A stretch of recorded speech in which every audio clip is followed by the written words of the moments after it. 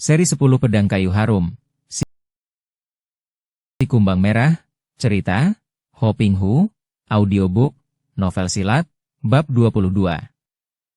Hal inilah yang dinanti-nantikan oleh Chun Sek. Dia tahu bahwa Hek Tok Pang merupakan perkumpulan ahli racun. Karena itu tentu saja ketuanya pandai sekali memainkan senjata beracun.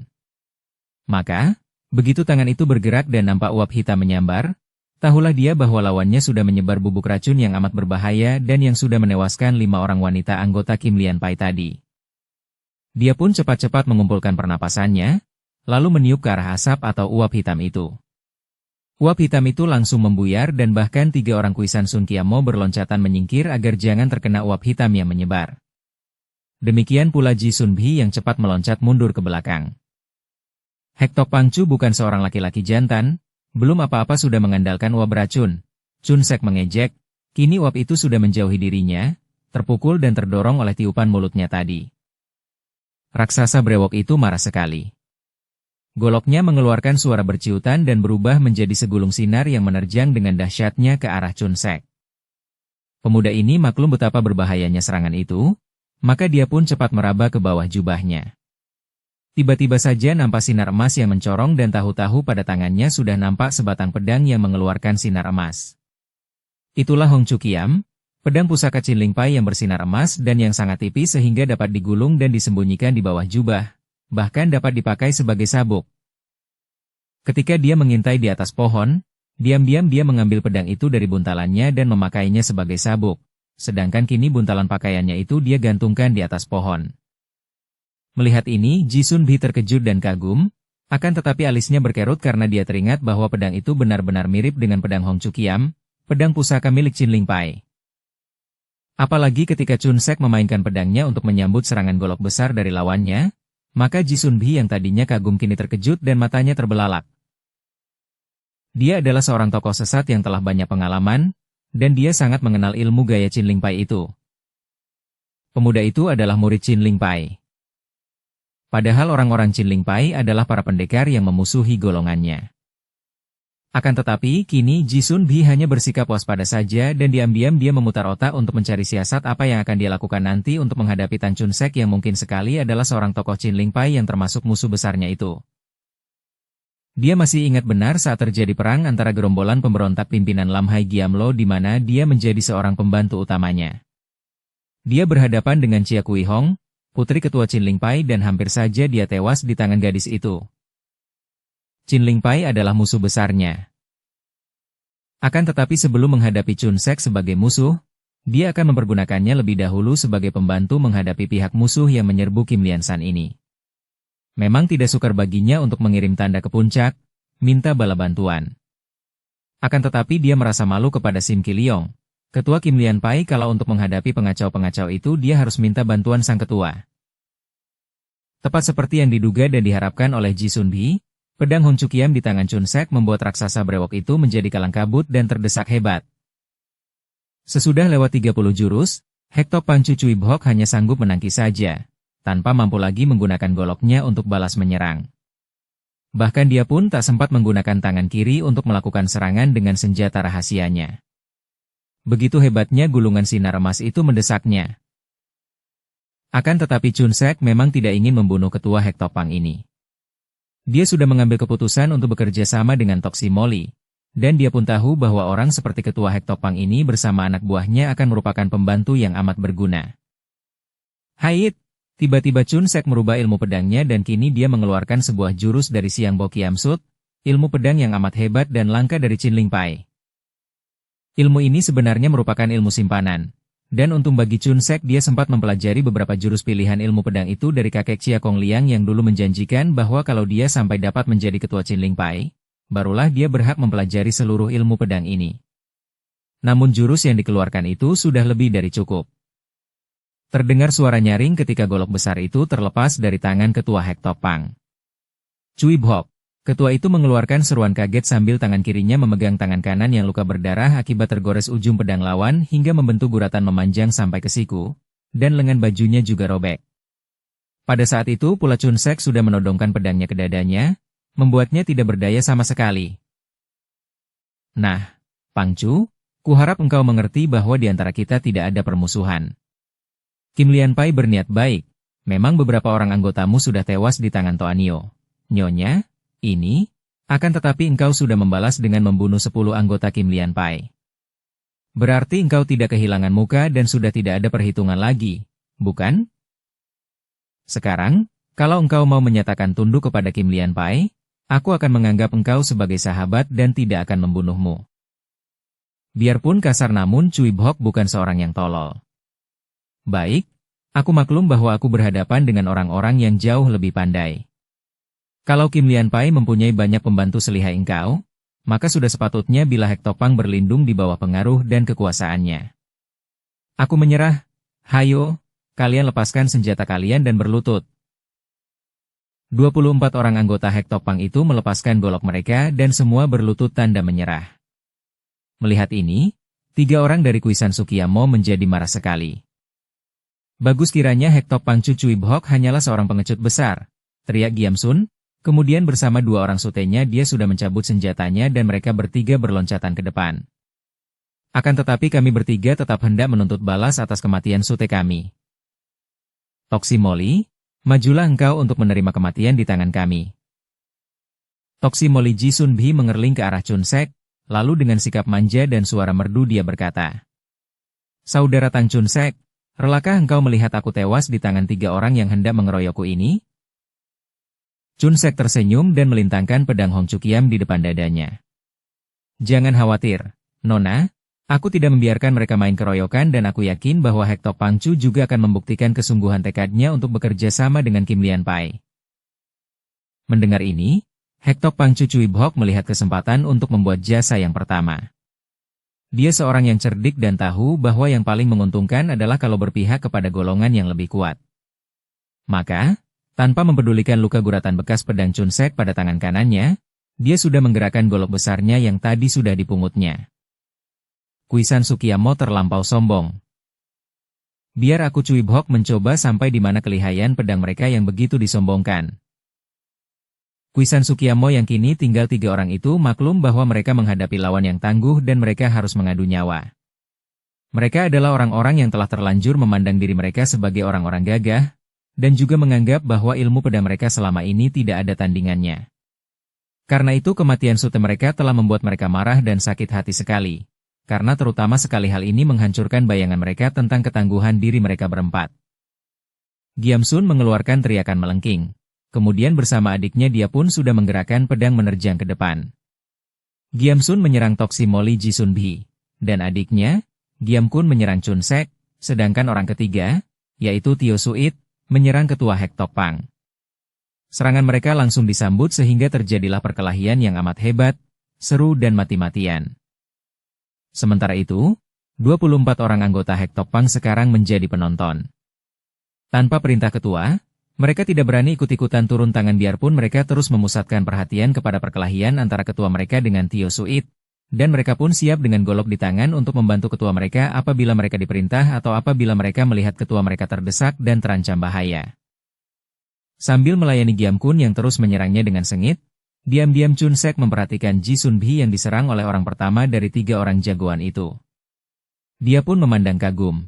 Wanita itu selain cantik manis, juga amat lihai dan kini wanita itu telah memainkan sepasang pedang secara amat indah. Bagaikan menari saja dia melayani lawan yang menggunakan pedang. Sepasang pedang di tangan wanita itu menyambar-nyambar, cepat sekali hingga membentuk 2 gulungan cahaya yang melingkar-lingkar dan menutup semua jalan penyerangan lawan. Indah akan tetapi juga cepat dan mengandung tenaga yang amat kuat. Maka legalah hati Chun Sek karena melihat sepintas lalu saja dia pun merasa yakin bahwa wanita itu tidak akan kalah menghadapi lawannya. Dia pun segera mencurahkan seluruh perhatiannya kepada lawan yang terus mendesaknya dengan serangan-serangan ampuh. Harus diakuinya bahwa lawannya memang mempunyai ilmu pedang yang sangat lihai dan berbahaya. Tidak mengherankan kalau orang-orang ini memakai julukan Kiamo, setan pedang, karena memang ilmu pedang mereka amat berbahaya. Namun tingkat kepandaian Giam Kun masih jauh sekali dibandingkan tingkat kepandaian Tang Chun Sek. Setelah menghadapi belasan juru serangan lawan, Tang Chun Sek sudah dapat mengukur sampai di mana ketangguhan Giam Kun dan kini mulailah dia memutar pedang Hong Chukiam untuk membalas. Giam Kun langsung merasa terkejut sekali begitu dia memainkan pedangnya dengan cepat. Kini Giam Kun merasa repot sekali menghadapi serangan yang datangnya bertubi-tubi itu. Dia tidak mampu membalas lagi, hanya memutar pedang sekuat tenaga untuk melindungi tubuhnya. Pada saat Chun Sek melirik untuk melihat keadaan Ji Sun Bi, ternyata wanita itu pun telah mendesak lawannya yang terhuyung-huyung. Chun Sek tersenyum dan dia pun tidak mau kalah. Dia harus dapat memperlihatkan kepandaiannya dan jangan sampai dia dikalahkan oleh wanita yang menarik hatinya itu. Dia pun mempercepat gerakan pedangnya. Terdengar teriakan beruntun dan Chun Sek secepat kilat mencabut pedangnya yang tadi menancap di dada lawan, hampir berbareng dengan gerakan pedang Ji Sun Bi yang juga mencabut pedangnya dari leher lawannya. Secara berbareng mereka itu saling memutar badan dan saling pandang. Keduanya tersenyum melihat bahwa perlombaan itu ternyata berakhir dengan tidak ada yang lebih cepat atau lebih lambat.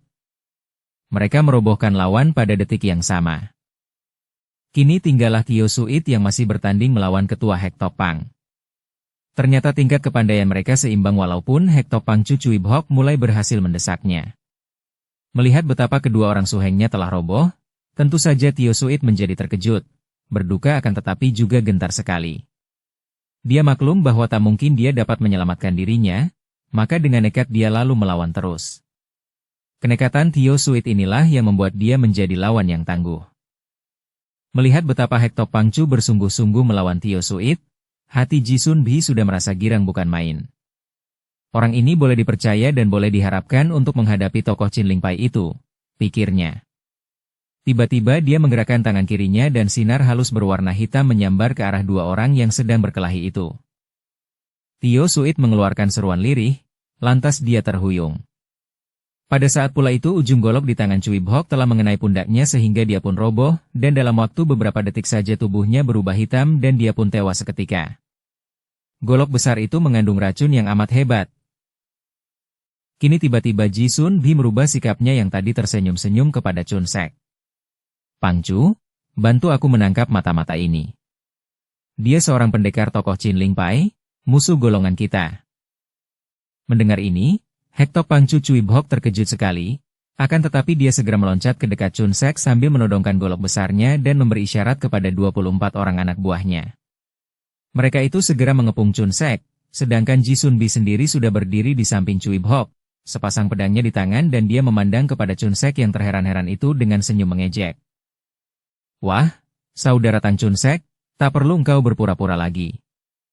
Engkau seorang tokoh Chin Ling Pai? Katakan apa maksudmu datang ke tempat kami ini? Apakah engkau datang sebagai mata-mata, sebagai musuh? Katakan terus terang sebelum kami turun tangan karena aku tak akan segan-segan membunuhmu sebagai seorang murid Chin Ling Pai yang selama ini menjadi musuh besar kami. Tentu saja Tang Chun Sek terkejut bukan main melihat perubahan ini. Namun pemuda ini sangat cerdik dan sebentar saja otaknya yang bekerja cepat itu sudah dapat memaklumi keadaan. Juga dia dapat menduga apa yang menyebabkan wanita cantik itu kini berbalik memusuhinya. Tentu Toksi Moli Ji Sun Bi ini pernah bermusuhan dengan pihak Chin Ling Pai dan tadi, ketika dia mengeluarkan pedang Hong Chu Kiam lantas memainkan ilmu silat Chin Ling Pai, wanita cantik itu mengenalnya sehingga tidak mengherankan jika wanita itu kini menaruh curiga kepadanya. Tang Chun Sek tertawa. Hahaha. Ternyata Toksi Moli Ji Sun Bi yang cantik jelita dan lihai tidak mampu mengenali sahabat dan juga masih belum terlalu cerdik sehingga tidak mampu membedakan mana kawan mana lawan. Hahaha. Ji Sun Bi mengerutkan alisnya dan sepasang matanya yang jeli itu berkilat, akan tetapi dia masih belum tersenyum. Tang Chun Sek, apa alasannya engkau menganggap aku tidak mengenal sahabat dan tidak cerdik? Pertama, engkau masih saja mencurigaiku walaupun aku telah membantu menarik Hek Topang menjadi sekutu dan membunuh 3 orang musuh yang hendak membunuhmu. Ini namanya tidak mampu mengenal sahabat. Dan kedua, kalau benar aku ini mata-mata Chin Ling Pai dan hendak memusuhimu, bukankah tadi aku memiliki kesempatan yang baik sekali dengan membantu mereka mengeroyokmu? Apa kau kira akan mampu menandingi kami kalau aku tadi membantu mereka? Nah, bukankah itu menunjukkan bahwa engkau kurang cerdik dan salah menilai orang? Kini Ji Sun Bi tersenyum dan mengangguk-angguk. Dia lantas menoleh kepada Hek Topang Chu Cui Bhok dan berkata lembut. Pang Chu, mundurlah dan kita harus dapat percaya keterangannya itu. Ketua Hek Topang itu pun mengangguk-angguk dan memberi isyarat kepada 24 orang anak buahnya untuk mundur. Ji-sun Bhi lalu menghampiri Chun Sek. Sejenak mereka saling berpandangan dan keduanya saling kagum. Tang Chun Sek, keteranganmu tadi memang dapat kami terima, akan tetapi untuk lebih meyakinkan hati kami sebelum engkau kami hadapkan kepada pangcu kami. Terlebih dahulu ceritakanlah mengapa engkau yang mempunyai ilmu silat Chin Ling Pai dan memegang pedang pusaka Chin Ling Pai, tiba-tiba saja kini berpihak kepada kami. Sebetulnya Chun Sek segan menceritakan riwayatnya, akan tetapi ia maklum bahwa kerjasama dengan orang-orang seperti mereka itu adalah suatu keuntungan baginya, terutama sekali akan memudahkan dia dalam mencari serta menemukan ayah kandungnya, yaitu Ang Hongchu. Apalagi yang berada di situ hanyalah Ji-sun Bhi dan Cui Bhok, sedangkan para anak buah Hek Tok Pang sudah disuruh menjauhkan diri. Dengan singkat namun jelas dia kemudian menceritakan betapa semenjak kecil dia sudah mempelajari ilmu silat dan setelah dewasa dia ingin menambah pengetahuannya dengan masuk menjadi anggota Chin Ling Pai. Hanya beberapa tahun saja aku menjadi anggota Chin Ling Pai, tetapi aku beruntung dapat mempelajari ilmu-ilmu silat Chin Ling Pai dari ketua lamanya. Akan tetapi aku gagal menjadi ketua baru, lalu aku melarikan diri dari Chin Ling Pai sambil membawa Hong Chu Kiam yang dihadiahkan ketua lama Chia Kong Liang kepadaku. Tentu saja bagian terakhir ceritanya itu adalah kebohongan sebab pedang pusaka itu bukan hadiah pemberian melainkan hasil pencurian. Ji-sun Bhi minta kepada ketua Hek Tok Pang untuk memerintahkan anak buahnya supaya menguburkan jenazah 10 orang anggota Kim Lian Pang yang tewas keracunan dan membersihkan kembali tempat yang tadi mereka taburi racun. Setelah itu, maka Ji-sun Bhi menjadi petunjuk jalan dan mereka pun naik ke puncak Kim Lian San. Dalam perjalanan ini barulah orang-orang Hek Tok Pang melihat betapa besar bahayanya jika mereka menyerbu ke atas. Perjalanan itu mengandung banyak sekali tempat rahasia, jebakan-jebakan yang mengerikan. Tanpa petunjuk jalan, sebelum tiba di puncak mereka semua tentu akan menjadi korban perangkap yang banyak dipasang di sepanjang jalan menuju ke puncak. Bahkan Hek Tok Pang Cui Bhok sendiri bergidik dan diam-diam dia girang bahwa dia sudah dikalahkan oleh Tang Chun Sek sehingga dia menakluk. Apalagi sesudah nampak banyak anggota Kim Lian Pang yang mulai menyambut, berdiri berjajar di sepanjang jalan, laki-laki dan wanita-wanita yang semuanya berwajah tampan dan cantik, bersikap gagah dan jumlah mereka tidak kurang dari 50 orang. Kemudian barulah dia tahu bahwa seluruh anggota Kim Lian Pang berjumlah 100 orang lebih. Sebagian ada yang bertugas di bawah gunung dan tersebar ke kota-kota dan dusun-dusun sekitar daerah itu, bertugas sebagai mata-mata. Baik Cui Bhok maupun Tang Chun Sek merasa heran dan kagum sekali ketika mereka diajak oleh Ji-sun Bhi menghadap orang yang disebut Pangcu atau ketua dari perkumpulan Kim Lian Pang. Sama sekali mereka tak pernah membayangkan bahwa Pangcu itu kiranya hanyalah seorang pemuda yang masih sangat muda, tidak akan lebih dari 23 atau 24 tahun saja usianya. Chun Sek memperhatikan orang yang menerima kedatangan mereka dengan berdiri dari tempat duduknya dan yang mengamati mereka dengan pandang mata tajam menyelidik itu.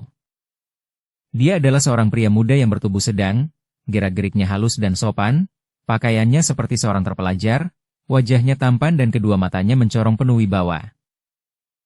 Ji-sun Bhi segera memperkenalkan dua orang tamu itu sesudah memberi bisikan kepada Cui Bhok untuk memerintahkan anak buahnya yang ikut memasuki ruangan luas itu agar berlutut semua.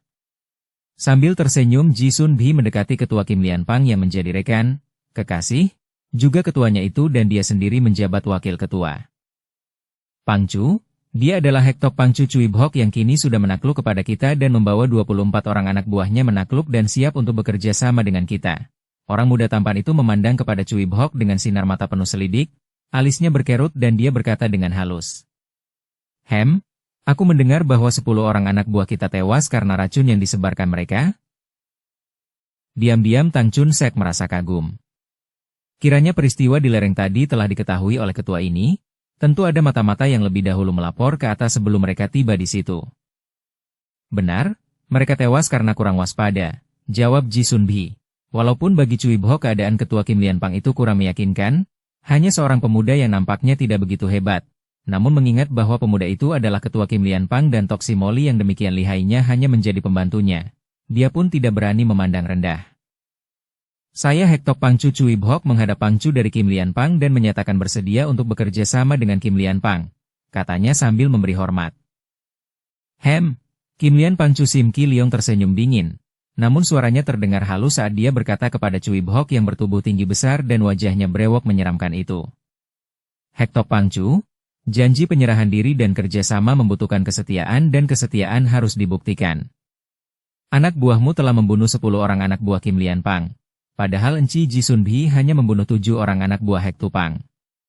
Dengan demikian, Hek Tupang masih berhutang 3 nyawa terhadap Kim Lian Pang. Nah, apa yang akan kau lakukan untuk membuktikan kesetiaanmu? Mendengar pertanyaan ini, wajah yang kasar penuh brewok itu berubah menjadi pucat, lalu merah padam dan matanya terbelalak. Cui Bhok paham apa yang dimaksudkan ketua Kim Lian Pang yang masih sangat muda itu dan dia merasa penasaran. Bagaimanapun juga, kalau ketuanya hanya seorang pemuda ingusan seperti ini, dia harus melihat bukti dulu bahwa ketua yang amat muda ini memang pantas untuk menjadi atasannya sebelum dia melaksanakan segala perintahnya. Dia pun tertawa bergelak. Hahaha, sungguh tuntutan yang wajar dari seorang ketua besar sebuah perkumpulan yang besar pula. Akan tetapi, Pang Chu, bagaimanapun juga, saya juga harus melihat bukti bahwa Pang Chu adalah orang yang pantas untuk saya taati. Mohon petunjuk, katanya dan pria tinggi besar ini segera memasang kuda-kuda. Dia tidak mencabut senjata karena dia maklum bahwa dia berada di sarang harimau dan kedudukannya amat berbahaya. Dia hanya ingin menguji kelihayan ketua yang amat muda itu, lain tidak. Dia sama sekali tak ingin menentang karena dia sudah takluk kepada orang muda yang membantu Toksi Moli tadi. Mendengar ucapan ketua Hek Topang itu, Sim Ki Leong tersenyum dan wajahnya yang tampan itu nampak cerdik dan licik sekali. Tang Chun Sek memandang dengan hati tegang akan tetapi juga gembira. Ketua yang masih amat muda itu tadi hanya memandang acuh saja kepadanya. Dan kini ketua itu ditantang atau diuji oleh Cui Bhok. Suatu kesempatan baik baginya untuk melihat sendiri sampai di mana kelihayan ketua ini. Dia sudah mengukur kepandaian Cui Bhok, dan dari perlawanan ketua itu terhadap Cui Bhok, dia akan dapat mengukur sampai di mana kelihayannya. Kalau melihat betapa Toksi Moli, yang tadi dia lihat pula kehebatannya, hanya menjadi pembantu ketua Kim Lian Pang, maka dapat diduga bahwa kepandaian ketua yang masih amat muda ini tentu hebat bukan main. Melihat Cui Bhok sudah siap siaga di tengah ruangan yang luas itu, sambil tersenyum Sim Ki Leong bangkit dari kursinya. Semua anak buah Hek Topang yang masih berlutut juga memandang dengan hati tegang. Mereka setuju sekali dengan sikap ketua mereka. Kalau hendak menakluk kepada seseorang, maka terlebih dahulu mereka harus melihat sendiri bagaimana lihainya orang itu. Cui Pang Chu, permintaanmu wajar pula. Aku akan membuktikan bahwa aku memang patut kau taati. Nah, mulailah, katanya dan dia berdiri seenaknya saja di depan Cui Bhok yang bertubuh kokoh kekar itu, berbeda dengan tubuh Sim Ki Leong yang sedang saja sehingga nampak kecil lemah di depan raksasa itu. Cui Bhok tak mau membuang waktu lagi, lalu tiba-tiba dia mengeluarkan suara mengaum seperti singa, disusul bentakannya. Kim Lian Pang Chu, lihat seranganku. Tubuhnya langsung menerjang dengan dahsyatnya, kedua tangannya membentuk cakar singa, kuku jari-jari tangannya terlihat menghitam tanda bahwa kuku-kuku itu mengandung racun yang sangat berbahaya. Sekali terkena goresan kuku hitam itu akan mengakibatkan luka melepuh yang sukar disembuhkan kalau tidak memakai obat pemunah racun buatan ketua Hek Topang itu. Namun serangan bertubi-tubi yang berupa cakaran-cakaran dan cengkeraman itu dengan mudah dapat dihindarkan oleh Sim Ki Leong, hanya dengan gerakan kedua kakinya saja. Kemudian dia membalas dengan tamparan lembut tapi mengandung tenaga yang dahsyat sehingga hampir saja pundak ketua Hek Topang terkena tamparan. Meskipun luput dan hanya menyerempet sedikit saja, namun cukup membuat Cui Bhok terhuyung. Tentu saja raksasa ini terkejut dan mulai merasa kagum karena hanya dalam beberapa jurus saja. Bahkan baru satu kali pemuda itu menyerang, dia sudah hampir dirobohkan. Namun dia masih kurang puas, kurang yakin dan kembali dia menyerang, lebih ganas dari yang tadi. Sementara itu Chun Sek terbelalak. Dia melihat dengan jelas betapa serangan balasan itu, tamparan yang lembut dan gerakan kaki itu adalah ilmu silat San In Kun Hoat, silat awan gunung, sebuah ilmu pilihan dari Chin Ling Pai. Menghadapi serangan ganas dari ketua Hek Topang ini, Sim Ki Leong lalu mengeluarkan bentakan nyaring. Sepasang tangannya bergerak dari kanan dan kiri, menangkis sekaligus menyerang. Begitu kedua tangannya bertemu dengan sepasang tangan ketua Kim Lian Pang, Hek Topang Chu Cui Bhok berteriak kaget. Kedua tangannya itu terdorong keras ke belakang dan sebelum dia sempat menghindarkan diri, ada angin pukulan dari kanan kiri menyambar ke arah kedua pundaknya.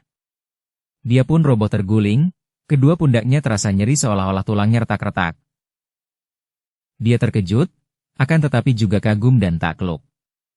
Dia bangkit berdiri lalu menjura dengan sikap hormat karena dia mendapat bukti betapa lihainya ketua Kim Lian Pang yang masih amat muda itu.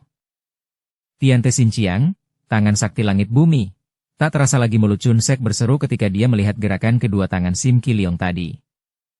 Mendengar ini, Ki Leong cepat membalik dan sepasang matanya mencorong, memandang ke arah Chun Sek.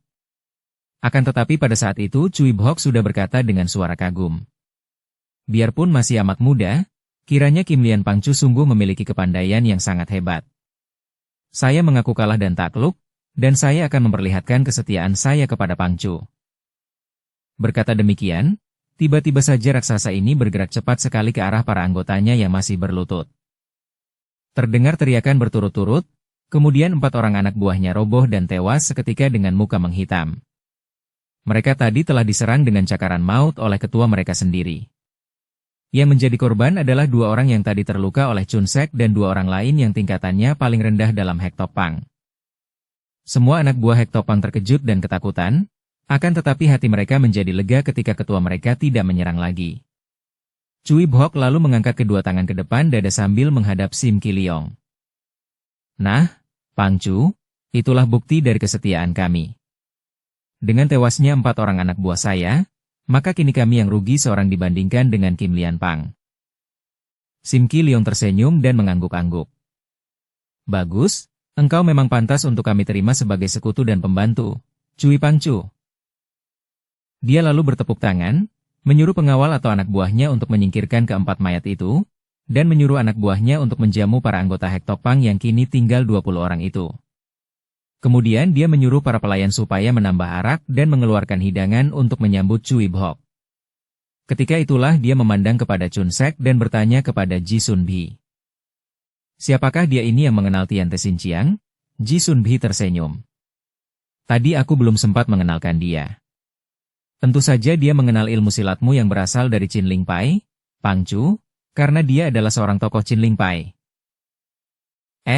Sim Ki Leong terkejut bukan kepalang, akan tetapi dengan sikap gagah dia tidak memperlihatkan kekagetannya, melainkan matanya saja yang memandang tajam kepada Chun Sek, tetapi kini mengandung kecurigaan. Mau apa seorang tokoh Chin Ling Pai datang ke sini? Pertanyaan ini mengandung teguran kepada Ji Sun Bhi. Sebelum Ji Sun Bhi menjawab, Chun Sek mendahuluinya. Maaf, Pangcu, aku tidak sengaja datang ke sini melainkan diajak oleh Tok Si Moli untuk diperkenalkan kepada Pangcu. Mendengar ini Ji Sun Bhi tersenyum dan dia pun cepat menjelaskan. Pangcu, ketahuilah bahwa ketika aku turun dari puncak untuk menghadapi Hek Tok Pang, aku diperingatkan akan lorong beracun yang dibuat Hek Tok Pang oleh saudara Tang Chun Sek ini. Bukan itu saja, bahkan dialah yang telah menundukkan dan menaklukkan Hek Tok Pangcu. Dan dia membantu pula ketika aku dikeroyok oleh 3 orang dari Kuisan Sukiamo. Melihat kelihayannya dan mengenal gerakan silatnya serta pedangnya yang jelas dari Chin Ling Pai, tadinya aku juga curiga dan terkejut. Akan tetapi sesudah dia menceritakan keadaannya, kupikir sebaiknya kalau dia kuajak ke sini agar berkenalan dengan Pangcu. Bagaimanapun juga, kepandaian Pangcu dan dia datang dari satu sumber, bukan? Sim Ki Leong mulai tertarik dan sekarang dia memandang kepada Chun Sek dengan penuh perhatian, akan tetapi kecurigaannya telah menipis. Saudara Tang Chun Sek, terus terang saja, Chin Ling Pai kami anggap sebagai musuh kami. Maka, harap kau jelaskan mengapa engkau tidak memusuhi kami, bahkan ingin berkenalan denganku. Chun Sek menarik napas panjang. Tidak kusangkal bahwa aku adalah seorang murid Chin Ling Pai. Bahkan aku telah mewarisi ilmu-ilmu Chin Ling Pai dari ketua lama Chia Kong Liang sendiri. Akan tetapi, setelah aku gagal untuk menjadi ketua Chin Ling Pai yang baru, maka Chin Ling Pai kuanggap sebagai musuh. Aku melarikan diri dari sana dan biarpun banyak ilmu dari sana yang kukuasai, namun aku tidak menganggap diriku sebagai seorang Chin Ling Pai. Chun Sek mengepalkan tinju, masih mendongkol kalau mengingat kekalahannya di Chin Ling Pai. Demikianlah keadaanku, Pangcu. Oleh karena itu Pangcu tak perlu khawatir, aku bukan seorang anggota Chin Ling Pai lagi, bahkan aku pun membenci Chin Ling Pai. Aku melarikan diri dari Chin Ling Pai, dan dalam perjalanan untuk mencari jejak ayahku yang sejak dalam kandungan belum pernah kulihat, secara kebetulan aku lewat di bawah bukit dan melihat rombongan orang Hek Tok Pang, lalu aku membayangi mereka dan kubantu Tok Si Moli. Sim Ki Leong mengangguk-angguk. Kalau engkau gagal menjadi ketua Chin Ling Pai, lalu siapa yang menjadi ketuanya yang baru? Dengan suara gemas Chun Sek menjawab. Gadis liar itu, Chia Kui Hong. Mendengar ini, mata Sim Ki Leong terbelalak memandang, kemudian dia tertawa bergelak. Lenyaplah sikap lembut dan sopan ketika dia tertawa dengan mulut terbuka. Lalu mulut itu ditutup sehingga suara ketawanya hanya sampai di tenggorokan. Hahaha, hehehe, Chia Kui Hong. Dia menjadi ketua Chin Ling Pai. Dia tertawa lagi. Darah itu yang telah menggagalkanmu? Chia Kui Hong. Lagi-lagi gadis setan itu yang menjadi penghalang. Dia musuh kita bersama, kata pula Ji Sun Bhi dengan gemas. Sekarang Tan Chun Sek yang memandang dengan sinar mata heran kepada dua orang itu. Tentu saja dia tidak tahu betapa Sim Ki Leong juga sampai terlempar keluar dari pulau teratai merah tempat tinggal gurunya, yaitu pendekar sadis Cheng Tianxin, gara-gara kedatangan Chia Kui Hong, cucu luar pendekar sakti itu. Adapun Ji Sun Bhi tentu saja tidak pernah dapat melupakan pengalaman pahitnya ketika dia membantu gerakan mendiang Lam Hai Giam Lo dan ketika gerombolan pemberontak itu diserbu oleh para pendekar. Dia sendiri bertanding melawan Chia Kui Hong dan hampir saja dia tewas ketika dia terjatuh ke dalam tebing. Pangcu, apakah engkau sudah mengenal Chia Kui Hong? Tanya Chun Sek. Ki Leong masih tertawa sehingga Ji Sun Bhi yang menjawab. Tentu saja kenal baik. Chia Kui Hong itu masih terhitung murid keponakannya. Chun Sek terbelalak bingung. Pemuda ini, usianya masih begitu muda dan dia menjadi paman guru Kui Hong? Paman guru dari mana? Tak mungkin pemuda ini murid kakek Chia Kong Liang pula. Melihat tamu itu menjadi bingung, sekarang Ki Leong yang melanjutkan keterangan Sun Bhi. Ketahuilah, Tang To aku adalah murid pendekar sadis Cheng Tianxin di Pulau Teratai Merah. Ah, sungguh hal ini sama sekali tidak pernah disangka oleh Chun Sek. Tentu saja dia tahu siapa itu pendekar sadis. Dan dia pun mengerti sekarang.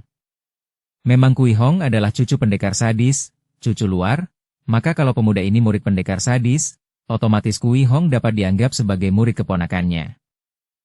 Akan tetapi, kalau begitu, bagaimana pula Pangcu menganggap Kui Hong sebagai musuh? Bersambung ke bab 23. Dukung kami dengan subscribe, follow, like, komen dan share. Terima kasih.